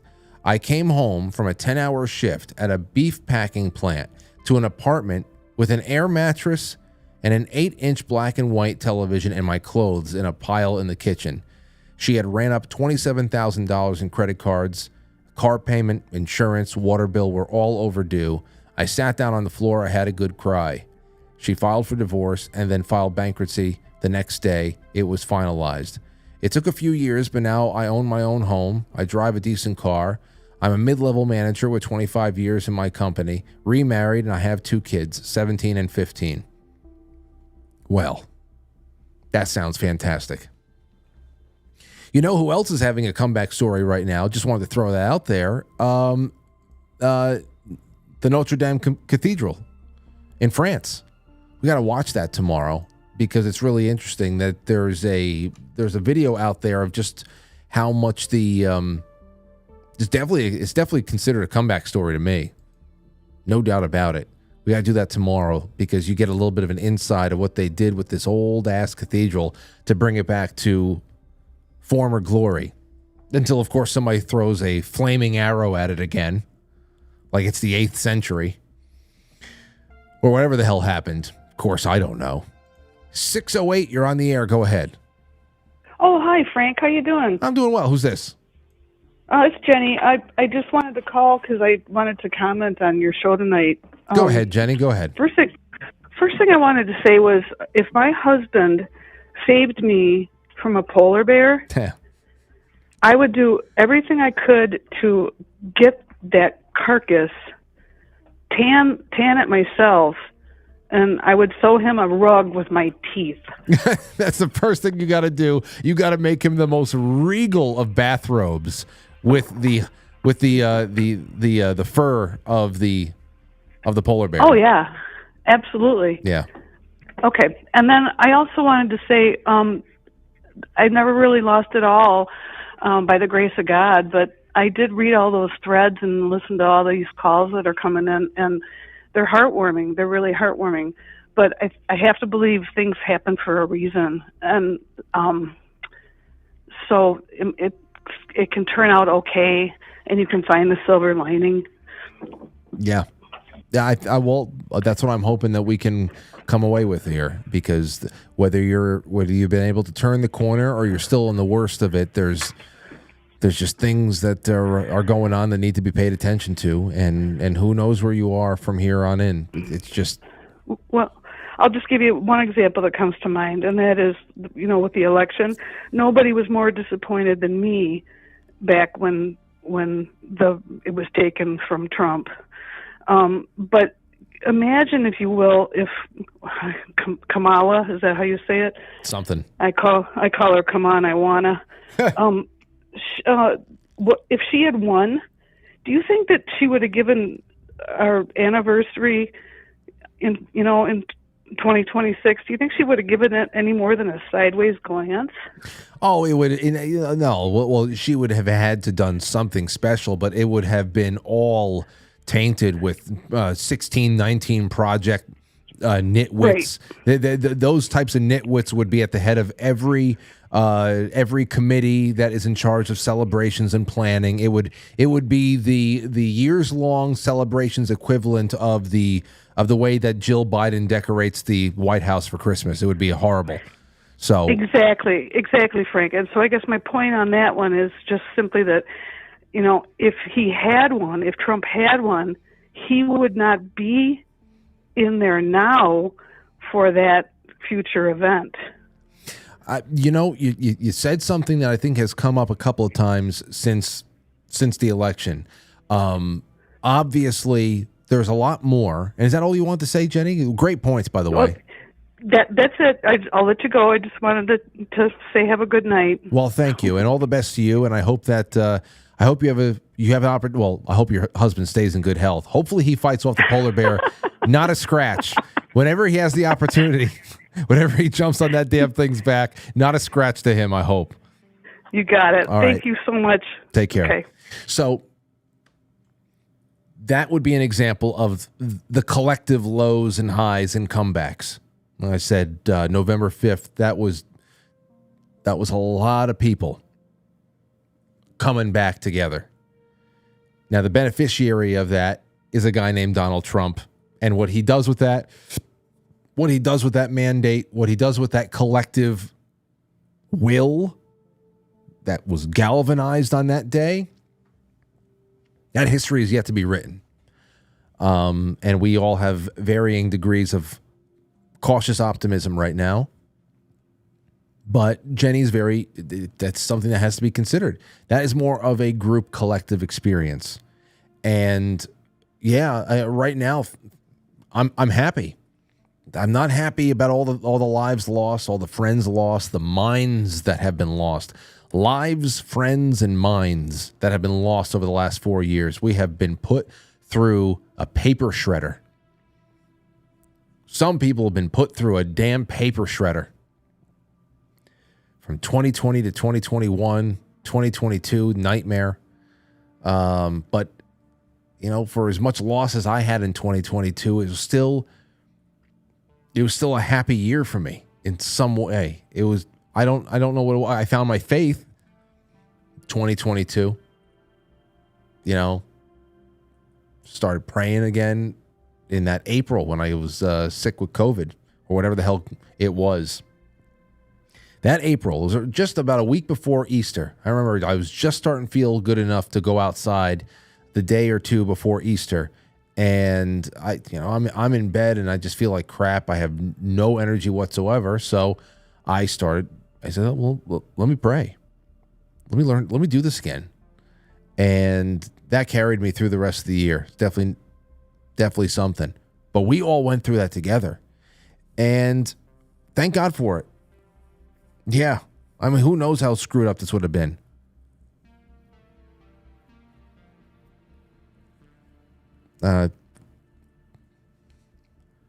Again, I guess you don't have a looking glass. You can't really see what the timelines are in another universe. What do the parallel universes look like right now?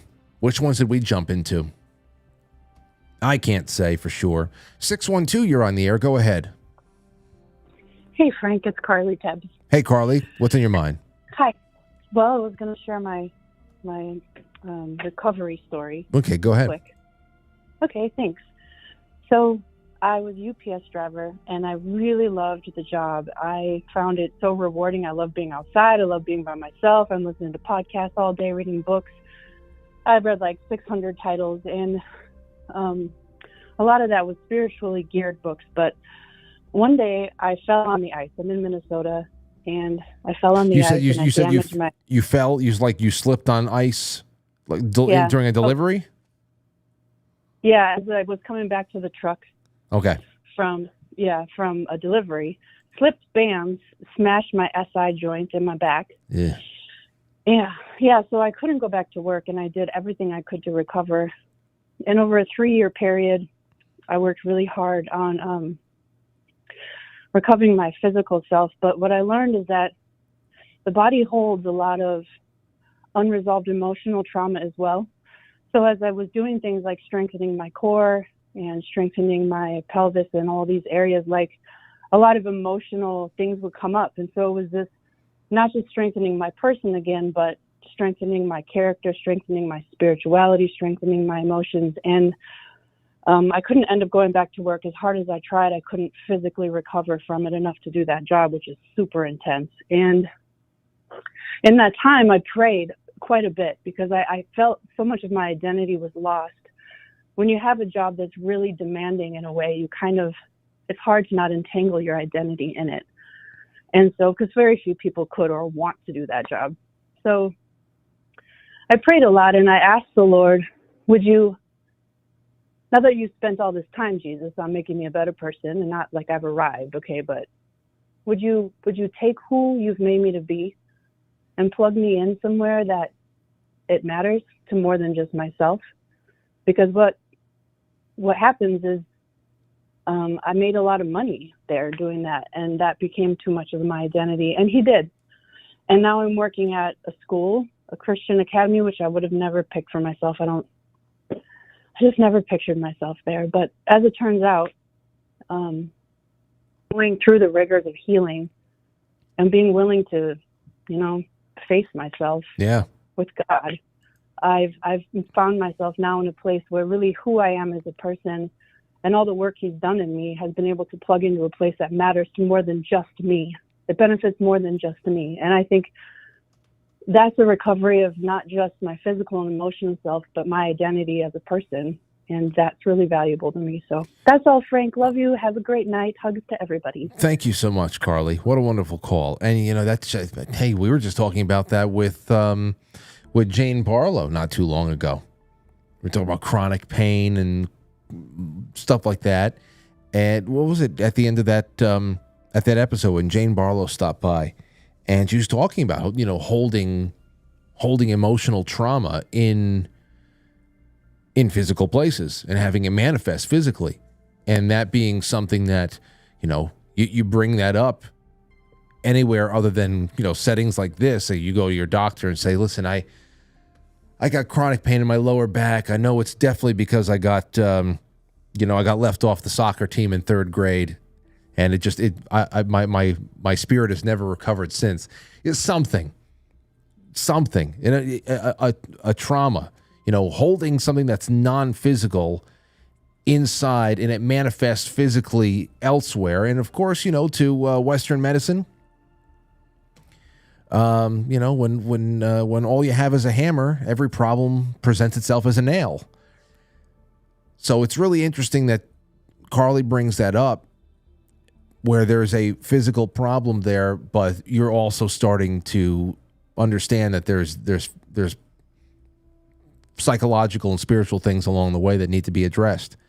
And perhaps in getting to the root cause of one thing or another, you start finding yourself needing or getting pulled toward a path of greater renewal where you're just going to a whole new place in life. You're going to a whole new arena because you want to just, where is it going to lead me? And there you go. It's a slip and fall on the ice that brings you down to a low where you think you're losing everything that you were meant to be, or that you were most productive, at least financially, in a work sense, just, bringing some productivity to the table for one company or another, a character builder, a resume builder, everything that we put up on a pedestal more often than not. When that gets knocked down a peg or brought down to rock bottom, sometimes if you're open to it, it brings you to a whole new place in life. And what was a slip and fall, setback, tragedy, pain in the ass actually ended up being something that turned you around completely, and in a more than physical way. So that's something I love hearing as well. Okay, I have one from. Let's see here. Wait a second. Where the heck is it? Oh, here it is. From Derek from PA. He says, I'm thankful. This is actually from the gratitude thread that was featured in the newsletter. The gratitude thread. Derek says, I'm thankful for after 3 rough years, our beautiful son was born perfectly healthy and amazing. And that we got literally zero pushback from nurses and doctors regarding our desire to completely avoid all vaccines. He's so happy and healthy. After 3 rough years, when you don't know what the hell's going on, boom. Rosie says, I'm thankful for every moment that I experienced with my mother and have experienced with my father who passed away this year. While life happens so fast and is often filled with mundane tasks, such as folding their laundry or helping with new technology, it's those moments that I cherish most because one day they will be the memories and would give anything to relive them again. Happy Thanksgiving to you all. Rosie in Arizona. Yeah. Absolutely. When you think about all the, the things that I try not to grunt my way through things like I used to when I was in high school and in my 20s. And anytime somebody asked me to do something, I just pick it up and I think I just project myself decades into the future. How much I'm going to want somebody who's no longer there to ask me to do something again. But that keeps you in line. That really keeps you in line. It's the best thing to do. I was talking with somebody too, who just had a personal setback, if you want to put it that way. They've got themselves into a tricky situation and it got legal. They didn't know for a short period of time whether or not they were even going to be, free for the holidays, like if they would have to go to jail or something like that. And we're every once in a while talking, checking in, how's everything going? And even though it seems like the danger has passed and they're on a path to being able to rectify the situation without having to do any time or anything like that, nobody hurt, nothing like that, but mistakes every once in a while. And this person was pretty distraught. Even, said, I'm very depressed right now and all that. And I said, well, listen, you're going to have to obviously feel what you feel and work through it however you can. But what I would say is put yourself in another universe right now and look at yourself in a parallel universe where the situation you were in went even worse. And things went a lot worse. And think about how thrilled they would be to be in your position right now. That's it. Because it can always be worse. And sometimes bad is bad enough. But throwing that one out there. 8:41, we're getting close to the end. And these calls have been fantastic. And we still have a couple of more submissions over here. We'll do that in just a second. Ladies and gentlemen, sit back, relax. We're going to go on a really teeny weensy break. BRB. Didn't go berserk. Simply solved a problem. We needed a coffin. A tree. There are no lots open on Christmas Eve. Lewis burned down my tree, so I replaced it as best I could. Voila. Are you okay? Howdy, friend. You looking for a message board? Go to quitefrankly.tv and enter the forum. Engage with official show topic threads or start your own thread. Get signed up. It's that easy. And it's not Reddit, so don't sweat it. For the forum and so much more, it's quitefrankly.tv. Yeehaw. Did you get a chance to meet with the royal family? And if not, how was it like having them there in the building? Jesus, Mary, and Joseph? The Prince and Princess of Wales. Oh, no, I did not. I'm only familiar with one royal family. I don't know too much about that one. Thank you. But I'm glad hopefully they're Celtic fans. Yeah. Thank you. This is Jay with Car Guys New England, and you're watching Quite Frankly.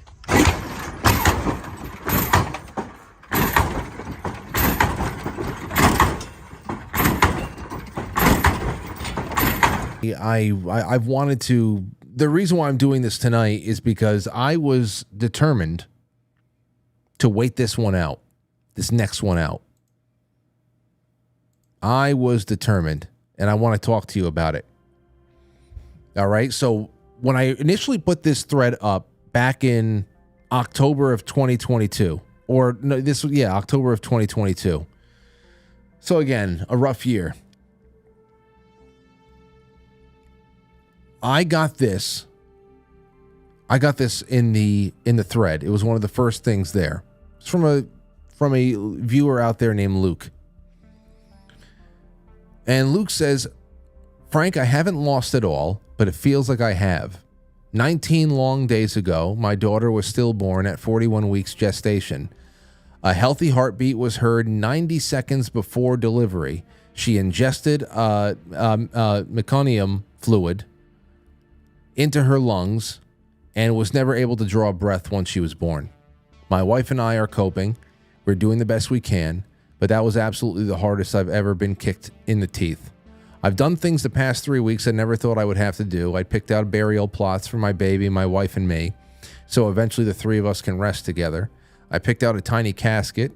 I picked out her outfit, which stuffed animals we'd bury her with, which readings we wanted at the funeral. I've sat with my wife at her grave and read children's books that we prepared for her arrival.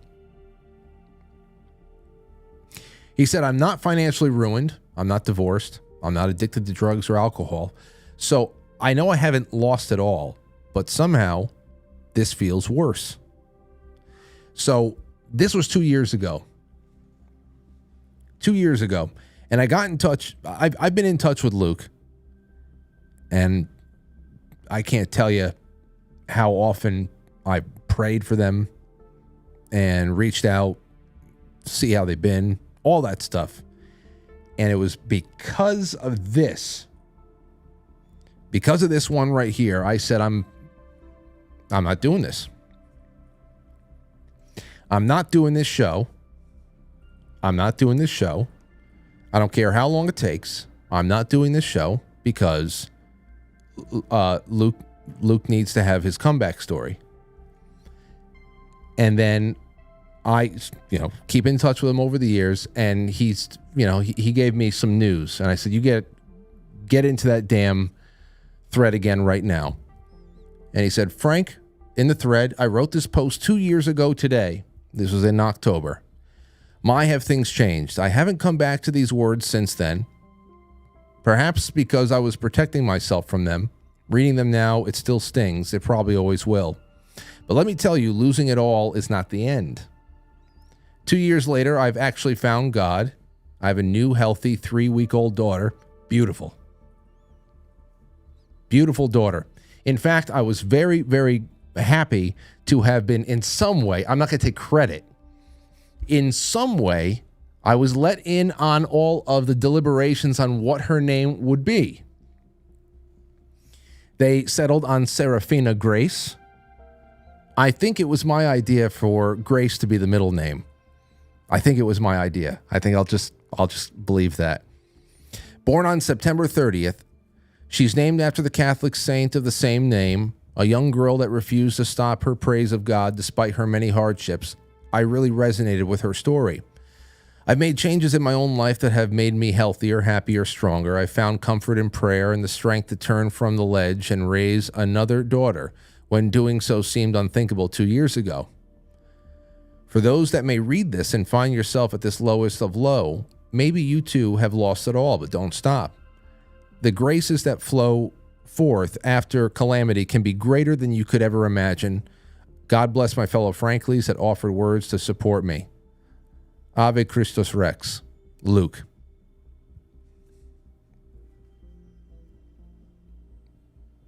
So, I have waited over 2 years to do this show because I said, Luke, I'm not going to put any pressure on you guys. It doesn't matter when it happens, but you're going to be a father. You are a father. And you're going to be a father again. And that's when we'll complete this loop and it'll be a show. And here we are tonight. And that's what I'm really grateful for. Just that one thing alone. December 5th, 2024. I'm so happy about that. Can't tell you. Let's take a call. Buckle up. Caller, you're on the air. Hey. Hey. Let me shut off quick. What do you say, kid? How you been? I'm doing all right, John. Oh, man. 5 inches of snow today. We did all right. I'm getting into the zone, so I'm good. Okay. My Bluetoothing. Oh, boy. Frankie, man. Happy day. Happy day. 5 inches, huh? Yeah. Pretty good. It just getting wicked cold tonight, but weatherman, I don't know when the wind's coming through, but pretty much melted out in between. But coming from the dead nuts down, like you were saying. Yes. Whatever, coming back from stuff, right? Coming back. I was in a wheelchair, kid.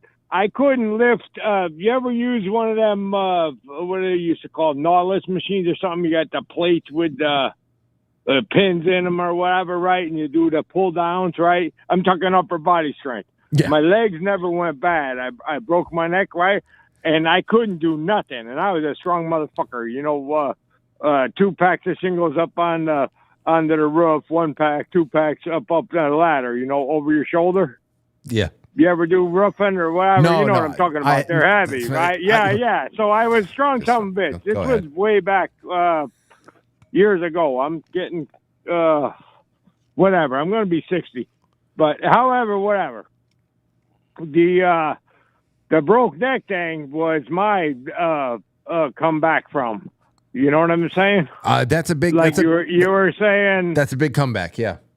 Yeah. So I did the shit, the crap, the stuff, and I got it back together, even though you're not even supposed to be able to do it. But yeah, how long, John? Willie, how long were you in a wheelchair for? Well, just because they made me stay in one, because I had the halo thing on. They put this thing on your head, right? Do you it's like a cage around your head. Yeah, I wore a halo for like fucking 8 months or some shit. Okay, wait, Willie. Okay, so I know what a halo brace is. Do you have a picture of yourself in the halo brace?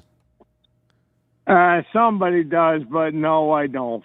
I still know where it is, kind of, but the whole family bullshit of crap is whole nother story. But yeah, no question, I did it. Okay. And I went back to work with a neck brace on, working for a buddy, you know, under the table crap to get shit back going again. It was a fucked up scene. Okay. All the way around. But you know what? That was like I said, I'm 60. I was 31 or something when I broke my neck, right? I'm going to be 60, so that was 30 So you came back, and now you're kicking at. Hey, how's your wife been? Today was an issue. We got, she got this new little, it's about the size of like a quarter or something. You stick it on your arm, right? And then you're supposed to scan your QR code to your phone to the thing for the diabetes thing. Yeah. Yeah, the whole brain bleed thing I told you about last time was all bullshit, old injury crap that they made me freak out about and sent her to, a better surgery center that didn't need to be done. And that's a different up and down story. Well, I'm happy. But yeah, I came back, right, because I did the shit and I kept working, right. When I couldn't lift a fucking beer, right, and I couldn't tilt my head, right. I couldn't drink a whole beer, right. I had to use straws and stuff.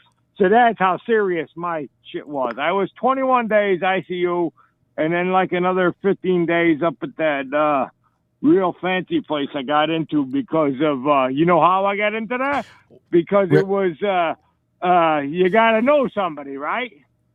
Because that's how shit works, right? If you got no insurance or nothing, they shut me right down to everything, and I was like a welfare guy all of a sudden. Even though it was a mechanic, had a job, whatever, but I didn't get hurt on a job, but however, right? Yes, but okay, all right. That fucking place. Okay, Gaylord. okay. Oh God. Sometimes I need to come up for air. He's probably still talking to himself. I love him. I really do. Hold on. Well, whatever. I got fucking. It was 21. He's still talking. Fucking rocket scientist. and I'm taking care of her now, and we'll be all right.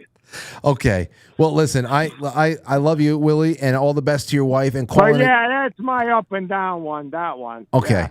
Well, thank you. You wanted to go from being no, you came back. Even drink a beer, right? You came back. You came back. And we'll have that beer one day. Thank you so much, and send my best to the wife. Okay. Yeah, I love you, man. All right. Take care. You're the best. Be good. Later on. Always. I wouldn't be surprised if Willie actually had 8 comebacks. I wouldn't surprise if he came back like 8 times, like a cat. That guy. Oh man.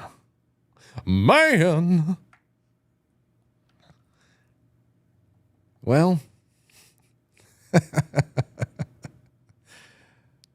That's good. That's good. What else is there? What else? Oh, there's so much more. But you know that got us right through a beautiful, beautiful night together. I'm appreciative of it. Let me go check the super chats. Let me get because I didn't do that all night so far. Carly Tebbs on quitefranklysuperchat.com says, Frank, your comments after my call were perfect. You really grasped more than I had time to share, and I appreciate your insight, your insightful thought threads. Cheers and all the best. I'm glad. Thank you. And thank you for sharing. Jay Britt says, how can you hear me now? Or can you hear me now? I sent a super chat last night that you evidently didn't receive, but they did bill me for. What do you mean, Jay Britz? No. Jay Britt says, unless this didn't show up last night, it's there now. Regarding the DB Cooper story, in the words of the first pantsuit, at this point, what difference does it make? Hillary Clinton, DB Cooper. Yeah, what difference does it make? And it's a small amount of story. Well, it's there. It's there. Too few of these super chats come in for me to miss them. Maybe it didn't populate. And I wouldn't be surprised because people are having all types of problems here. And I got to just find a new place. I appreciate you, Jay. I'd never skip. No doubt. Okay, over on Rumble. We got some rants here. Merry Christmas is 925YLG. I feel like I haven't seen him in a while. Thank you so much, my friend. Hey, would you blow me too? Says, I went from living under a bridge in the year 2000 to living in a $750,000 home in 2003. I really missed that bridge the whole time. Such freedom and no bills. Haywood,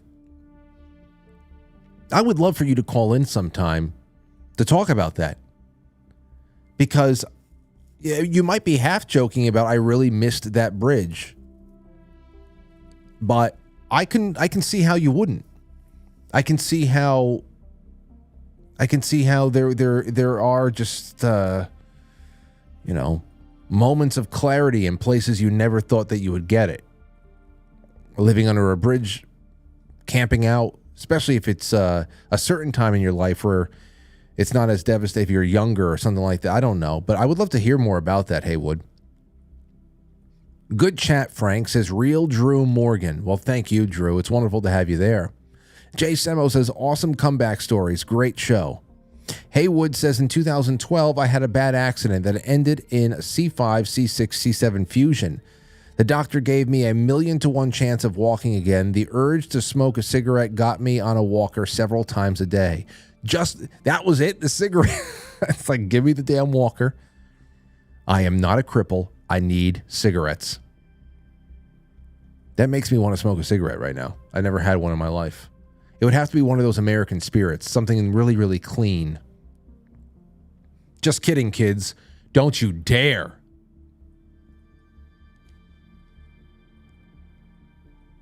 What else do we have here? Katie Sky. You rule, Frank. Well, there you go. She's in the Rumble rants. Good to see you over there, Katie. She is one of the people who has had a lot of problems with the other super chats. So I'm glad that everybody's together over here. Darling USA 1 in the Rumble chat. I just saw American spirits are the best. No poisons. Okay. Well, there you have that. All right, let's see what I have over on quitefrankly.tv on the gold pills. I like to do that. And then I'm going to tell you what we have coming up in after-hours programming for this December 5th. It's going to be great, as always. Let's see here. To the top, Boys Blanc, thank you. Cave Toad. Oh, so good to see Cave Toad again. If I wasn't 1,000 miles away, I'd make sure you get shooting a handgun off your bucket list. I'm sure I could do it. I gotta get, you know, I don't know. You're right. I need friends that go out and shoot a little bit more. All my friends have firearms. We got to go to the range a lot more together. Okay, Cave Toad says, you didn't say it was a bucket list, but you'd never done it, so it should be on that list. Absolutely, it should. Boys Blanc says, I'm just going about Christmas decorations, and I blurted out sloppy blowjob. My life partner looked at with exclamation, looked at me like I was crazy. Oh, you had the earbuds in. Well, that's the whole thing. Even Hawk Tua. Oh, it's the Hawk Tua girl. That is her phonetic spitting on a dick. That's how she phonetically spits on it. I mean, come on now. And I am very, very crude sometimes. And I understand I'm being hypocritical, but there was something about that trend that I wanted nothing to do with. And the fact that some people have lost their life savings to a crypto scam that she might have been at the top of is really interesting. That somebody had actually allowed themselves to get dragged by that bullshit the whole time. All right, let's see here. Sean Joe, thank you. Happy 45 says, Frank, where did the widow story come from? And unfortunately, on a similar path. That was added to, I mean, it's in the thread. It's a member of the audience. I can go and get it again, but I'll look into it for tomorrow. But that's a member of the audience. That wasn't like published in a magazine or anything like that. That was submitted just for us, written just for us. CB Joey says, not only would AI OnlyFans girl be ethical, it's better than actual female belittling themselves for shekels. It is. It is at least a couple of rungs up the ladder better than an actual woman selling their body like that on OnlyFans. No doubt about it. And most of the women on the internet are mainly men anyway, pretending to be women. So if you're really good at creating AI feet, then you might as well start an OnlyFans and make an extra $100,000, because real girls are making like close to 43 million. Some of them. Pocket change. Unrelated note, CB Joey says, anyone programmers in the chat that would want to go to business together, DM me. See, there you go.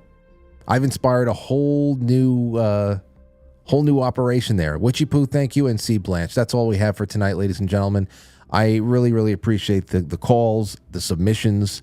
A lot of good vibes in the chat room tonight. You've been wonderful. What we have starting on quitefrankly.tv, as soon as this ends, Joe Rogan Experience, Mike Benz on the Biden's connections to Ukraine. I've seen clips of that floating around. It seems pretty interesting. Pretty interesting. So John Carroll put all this together for tonight. Mike Benz. I've seen clips of this one floating around on Twitter. Tucker Carlson interviews Russian Foreign Minister Sergei Lavrov. Alex Stein interviews Milo Yiannopoulos. And then Art Bell with, what is this, Cliff High and George Urey? Webbot forecasting from 2004. Oh, shit. I didn't even know that they did. Okay, so I didn't even know that this was a real this episode even exists. And that's 5 years before the Webbot supposedly. I heard that there was a lot of misinterpretation, that there wasn't actually a Joe Rogan, Donald Trump 2009. I don't know. But that's interesting that the Webbot forecasting thing, that there's a 2004 episode there with Art Bell. So that's going to be the late night tonight on quitefrankly.tv. I'll have to at least listen to that, because I don't... I have a couple other things to do before I can even sit down and watch this stuff. So the other three might be done already. We will see. I appreciate you guys. Take care and have a good night. And we'll see you tomorrow as we wrap up this week. First week in December, gone. What do you know about that? All right, bye. I'll catch you on the flip side.